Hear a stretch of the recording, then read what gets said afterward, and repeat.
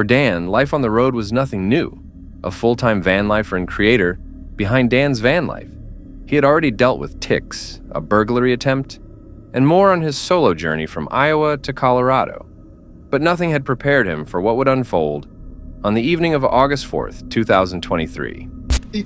So I think today, I took a couple days off of editing and filming, just kind of let myself recharge a little. I need to get a video completely edited today, start to finish. So we are going to take my laptop, the grow lot. You know, the van's still kind of messy from last night. And we're gonna go sit in the park and edit the video up in the beautiful park with the mountain atmosphere and the people walking around, and should make it a little more fun than usual. Got an iced coffee from McDonald's. Cassie got kicked out of McDonald's. Worker wasn't happy that I brought her in, but I couldn't care less what a McDonald's worker thinks.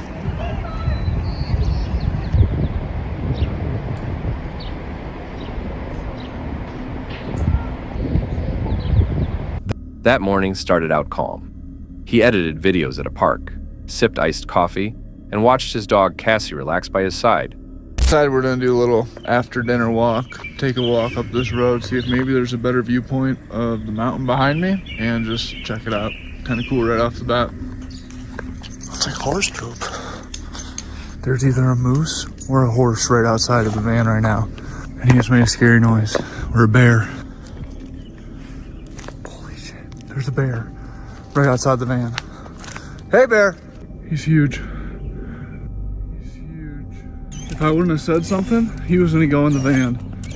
If I wouldn't have hollered, hey bear, he was about to walk his way right into the van. Stay. Cassie, sit. Later that day, Dan picked a remote campsite in the Colorado wilderness, hoping for a quiet night. The rain had passed, the forest was still, and the van was parked in solitude. But the peace wouldn't last. After a light dinner, Dan took Cassie for a short walk. As they returned to the van, a low snorting sound stopped him cold. What are the odds of that the second I walk away? What are the odds that the second I walk away from the van, a bear just comes strolling in? What are the odds, dude? I could have stepped out the door right into his face. I could have went eye to eye with that thing. I heard a weird snort noise when I was walking up the trail and looked back. And I could see him through the trees, like looking at him. If I let go, she would chase him all the way down. He was pretty scared of us though, that's good. I didn't get the greatest video of him by the van because I was preparing until I realized that he was looking pretty docile. So I put away the other thing and aimed the camera at him, and glad that I got some of it on footage. So he was huge, man. All right, Cass, you know what? That's actually, we're not about to walk in the forest. You know, I came out here at this time of night thinking it is the time of night you might see an animal. I'm glad all I had to do was holler at him. Dude, like that was like destiny. I would have walked, if that bear would have been 1 minute behind schedule, me and Cassie would have been up the road far enough to where I wouldn't have saw him or heard him. And I could have came back to the van like totaled from a bear. Could you imagine? Turning his head, he saw it. A massive black bear was less than 20 feet away.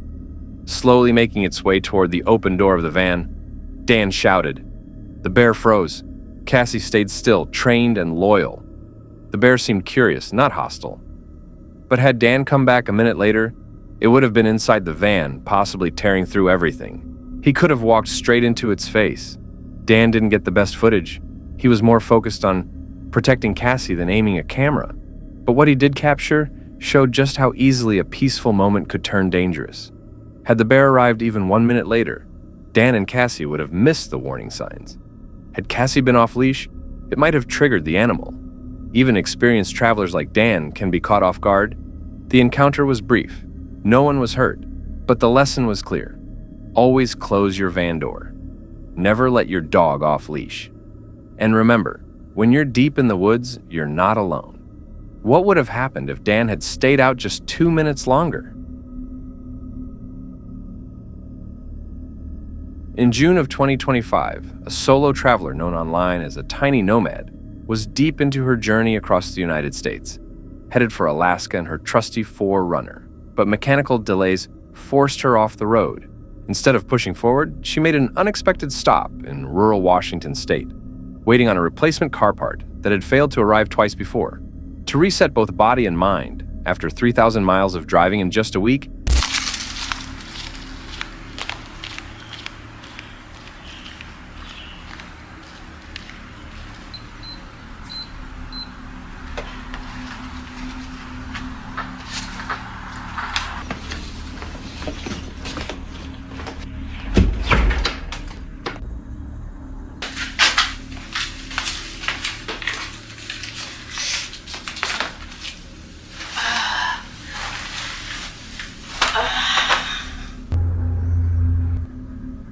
She chose to rent a tiny remote cabin tucked deep in the woods.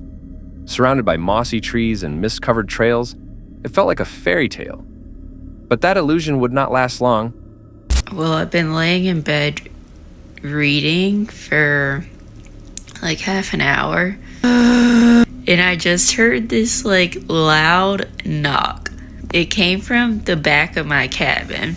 And it scared me to the point I immediately jumped up and started looking all around the windows to see if I could like see an animal. I was like looking for maybe a bear, because there is bear around here, but I couldn't see anything. I mean, I can only see out the front of my cabin, but I'm just feeling like weird and like on edge now, especially since to get to like the kitchen in my car, I have to like, it's like a trek. I mean, when I say a trek, it's about a 5-minute walk outside my cabin, but I have to completely walk through the woods. Like, I can't see my vehicle from here.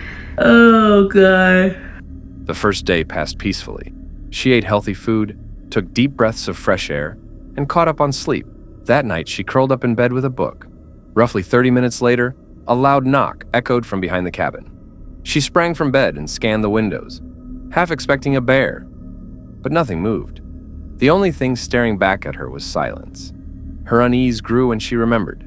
The cabin had no direct line of sight to her car, which was parked a 5-minute walk away through the dark forest. No streetlights, no visibility, no neighbors nearby. As if that wasn't unsettling enough, she had noticed something else when first arriving. I mean, I don't know. The camera definitely looks like it hasn't been used in a very long time, but it's like, why wouldn't they just take it off? Why is it there? It just adds to the creepiness of this place, in my opinion. I don't like it. I also just discovered there's a shower here. So I was like, why do they have these towels right here? Like shower towels? And then when I walked outside, they have an outdoor shower that's completely open. Right there. But, I mean, it's completely open. Nothing covering you. A security camera mounted right on the porch. The welcome booklet claimed it was inactive, but the way it loomed above the entryway never sat right with her.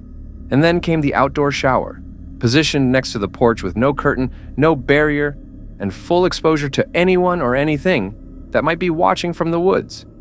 She never saw anything concrete. No figure in the woods, no footsteps outside. But the knock, the camera, and the exposed layout of the cabin all felt too coincidental. Was it a watchful neighbor, a stranger passing through, or just the paranoia of solitude setting in after weeks alone on the road? Whatever it was enough to make her more anxious in that cabin than on any stretch of highway she'd driven. She managed to finish her stay, but not without a lingering sense of dread. No answers ever came. The knock was never explained, and she never used the shower. On June 21st, 2021, the team behind Paranormal Discovery set out on their next expedition, this time into the remote Tangier wildlands of Nova Scotia, a region long associated with Bigfoot sightings. Their goal was clear: venture deeper than ever before into the unmapped mountain terrain in hopes of capturing something unexplained. On the Bigfoot mapping project, there was actually, I think, in the early 1900s, but then again, someone else said it was like pretty recent, the last 5 years. But the map had a Sasquatch encounter here. Someone actually encountered one, marked it down. So we went hunting for that in the wintertime. But right now, we're coming back again so we can actually set up camp and look for one, or it, or whatever. Really sick. We got the tarp up, didn't film it because it was actually kind of coming down for a bit. Yeah, we wanted to just get it up so we can just have something we can be under at this point in time. So now that everything is good to go, I think the camping night starts. We're gonna get everything, the table, the cookers, I don't know about a bonfire, maybe. But for right now, we got the cookers. We're gonna make some food. Kiki, Alika, good girl. Okay, so this is the first time I've actually set up this tarp in this configuration. It looks pretty cool, not gonna lie. I've never done it before, but I kind of vibe it. As they drove higher into the dense forest, the air shifted. The higher the elevation, the heavier the silence. They weren't just in the woods anymore. They were deep inside something far older. When you're really up in the mountains, it's a different kind of scary. They reached a familiar sight, now overgrown and damp from the recent rain. Hello? I'm hearing footsteps in the bushes, man, like on both sides. This side, and then on this side. Trying to rationalize like as if it's like a bear or maybe a deer or something. What the f*** is that sound? Like, what was that sound? Bird or cryptid, something. Whatever is here found us.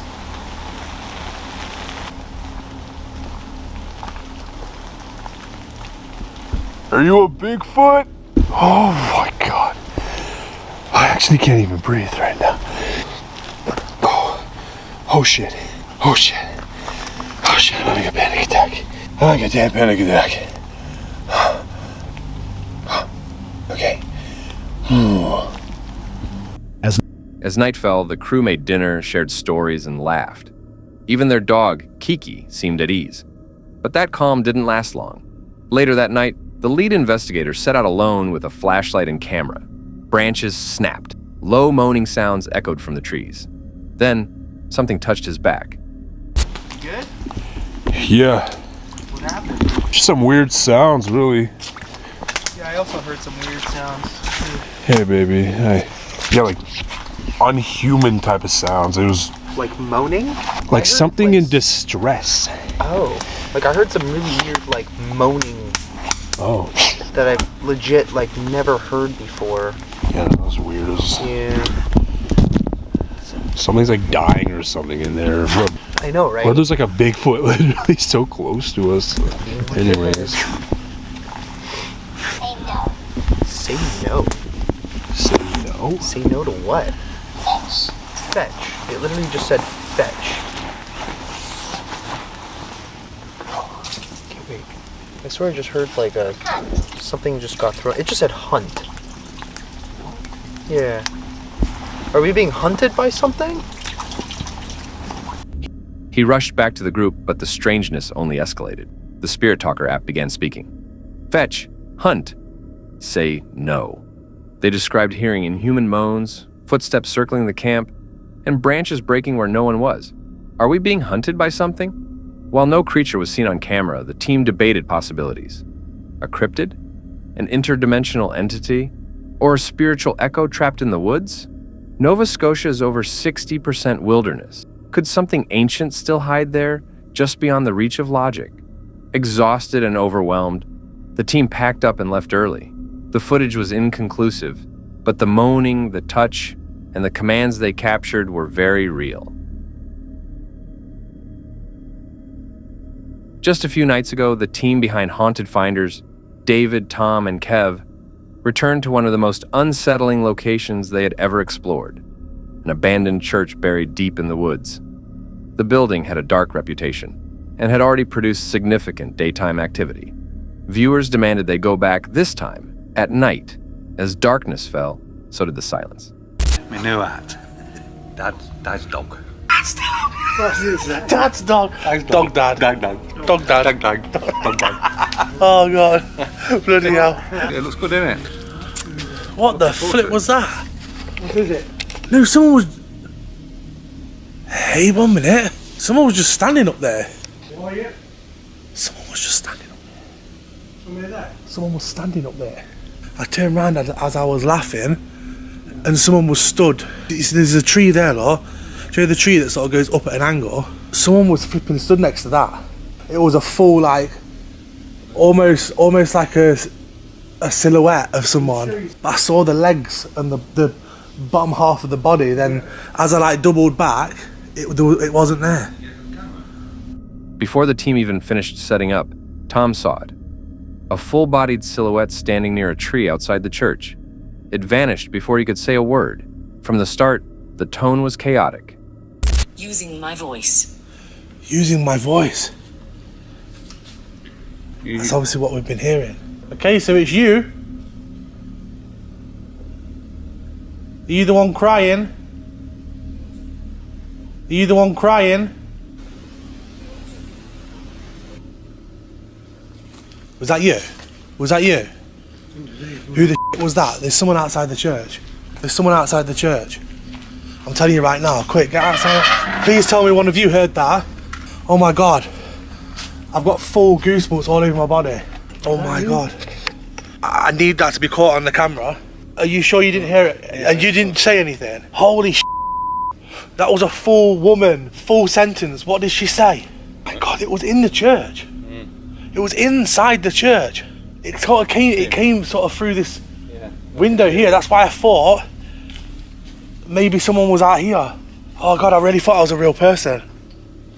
Inside the church, they activated the spirit talk. Using my voice, the responses escalated. A full sentence spoken in a clear female voice came from inside the church. Tom froze. I've got full goosebumps. It sounded like an actual person. Whoever just tried to talk to us, we heard you. We heard you hissing and shouting whatever it was you tried to say. Please come and tell us who you are. Please come and tell us who you are. What on earth? We heard you. Is there somebody here that doesn't like us?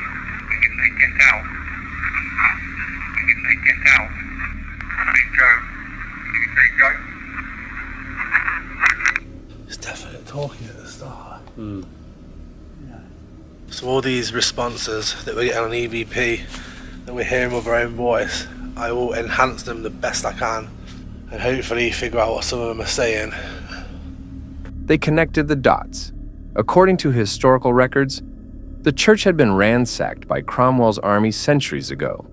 A violent event that could have left unrested spirits behind.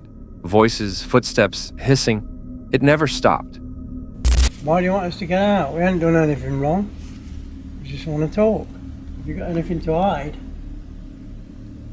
Is that what? What? You just said if they've got anything to hide, it says the pit.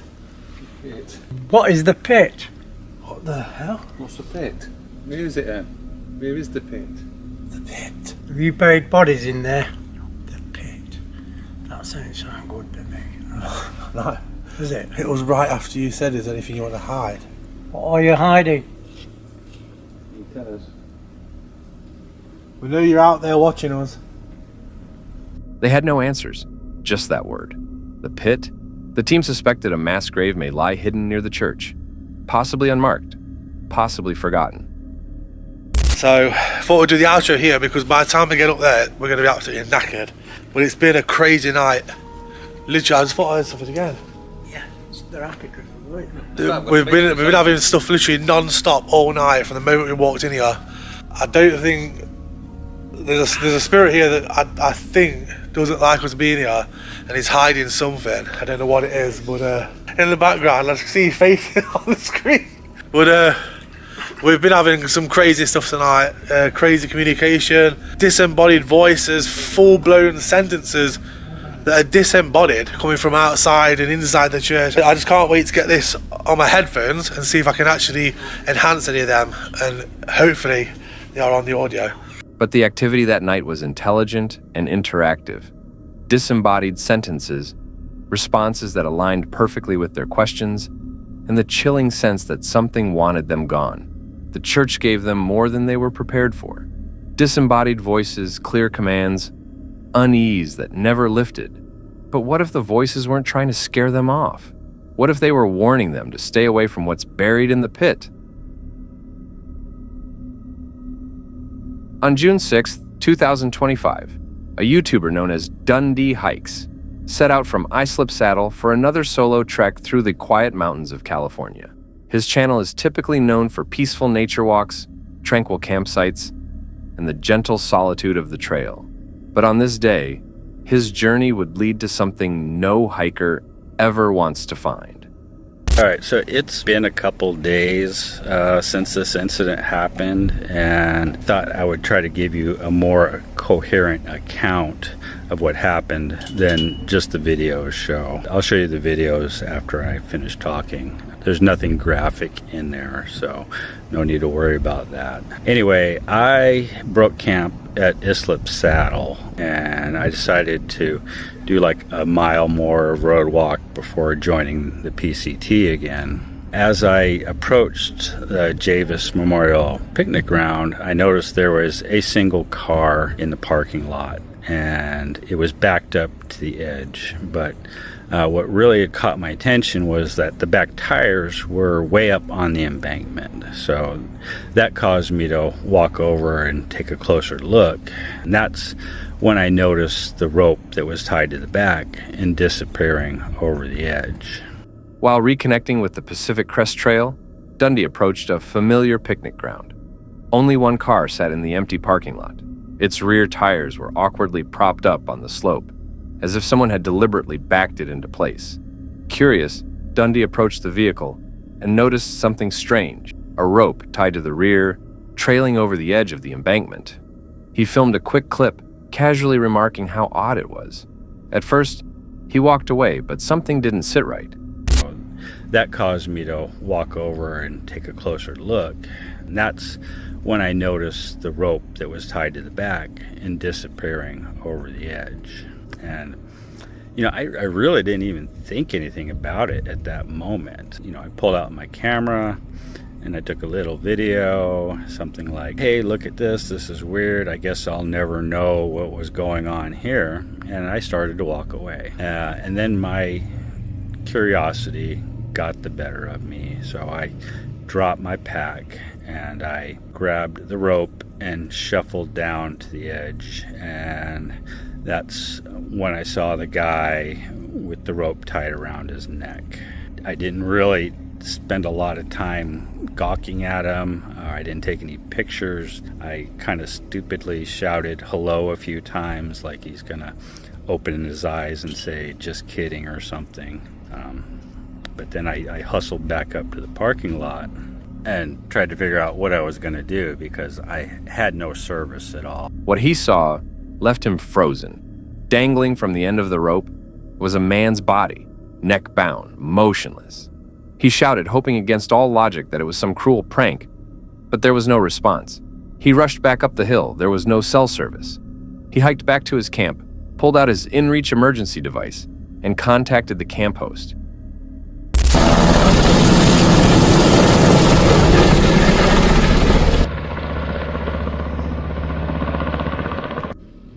Well, all the rest of them got on scene here. I gave my statement to the sheriff, and they said they don't need anything else from me, so I'm moving on. And they asked me not to leave, so okay. So apparently they want me to wait until homicide gets here and make sure it wasn't a murder. I got an update from the sheriff, and he basically said that fire and rescue showed up, said, yeah, he's dead, and left. Now there's someone else. I think it's crime scene, possibly, but they're going to go down and actually examine the body and try to determine if it was self-inflicted or not. Within the hour, a rescue helicopter appeared overhead. It hovered, then veered away, unable to land. Ground teams arrived next. Fire, deputies, homicide investigators. Protocol required Dundee to stay on scene. They needed a statement just to rule things out. Dundee was never considered a suspect, but the gravity of what he had found changed everything. The man's body was eventually recovered. Authorities examined the rope, the car, and the surroundings to determine whether it had been self-inflicted. The details remain undisclosed. For Dundee, the impact was personal. He'd gone looking for quiet. What he found instead was death. As the footage ends, Dundee leaves viewers with a message. If you're in a dark place, please talk to someone. It's a bad day, not a bad life. But for many who hike alone, that message hits differently. Because even out here in the open wilderness, far from civilization, some things still find a way to haunt you. The forests surrounding Dudleytown, Connecticut, have always had a reputation. Locals speak of unexplained deaths, vanishing settlers, and ghastly apparitions. A place where even the trees seem to whisper secrets. But one piece of footage, captured on June 17, 2006, shifted the conversation from folklore to something far more tangible. A small house sat on Chase Avenue, bordering the cursed woods. The owners had grown increasingly uneasy, reporting sightings of a shadowy figure drifting behind their property.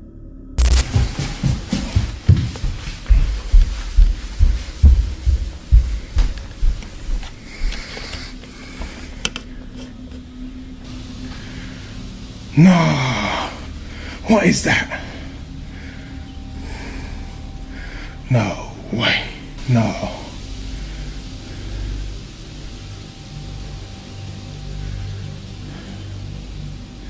What the fuck is that? Yeah, it's me. I've just seen that thing. I've actually got it on camera. I'll show you when you get home. Give me a call as soon as you get this message. It didn't walk. It glided. Its shape, dark and warped, seemed to flicker in and out of existence.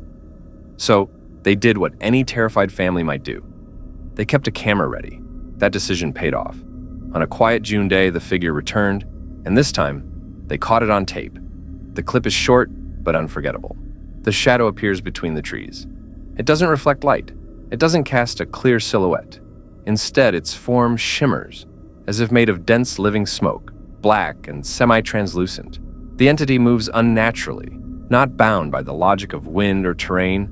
The camera shakes, voice trembling, but the clip remains intact. Words spread fast. Locals already feared the woods. This only made things worse. In desperation for clarity, the family submitted the video to the Institute of Forensic Parapsychology, a respected panel of researchers specializing in unexplained phenomena. The verdict? No visual trickery, no lens flare, no camera malfunction. The figure captured on tape defied explanation. Multiple experts confirmed the authenticity. Some called it one of the most legit and persuasive paranormal videos ever recorded. Still, no answer came. Over the years, more reports have surfaced, but none as clear or as deeply unsettling as this one. If you watch the footage and look closely at the trees behind the figure, you might notice something even more disturbing. They don't move at all. What do you believe walked through the woods that day? And why did it come back?